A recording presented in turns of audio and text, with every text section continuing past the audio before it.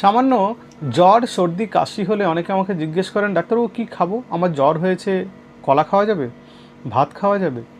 আমি বলি, আপনার যখন শরীর খারাপ হয়, অ্যাকিউট যে ইলনেসগুলো হয়, জ্বর সর্দি কাশি পেট খারাপ, তাতে আপনার ইউজুয়াল ডায়েটটা রাখার চেষ্টা করুন।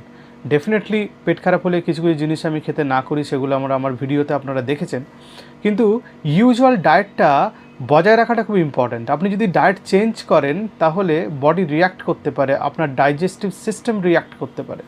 আপনি রেগুলার যে খাবারগুলো খান সেগুলোই খেতে থাকুন। নিশ্চয়ই আপনার যখন শরীর খারাপ হবে আপনি খাবারের পরিমাণটা বাড়িয়ে দেবেন না, আপনি উল্টে কিছুটা খাবার কম খাবেন এবং পরিমাণে কমিয়ে দিয়ে আপনি খিদে পেলে বারে বারে খান, তাতে কোনো অসুবিধা নেই, কিন্তু আপনার রোজের খাবারটা পরিবর্তন করবেন না। নিশ্চয়ই ঠান্ডা লাগলে কলা খাওয়া যায়, নিশ্চয়ই জ্বর হলে ভাত খাওয়া যায়, এই ব্যাপারে কোনো দ্বিমত নেই, তবে আপনার স্বাভাবিক যে খাবার দাবার রোজের, সেটাই বজায় রাখার চেষ্টা করুন।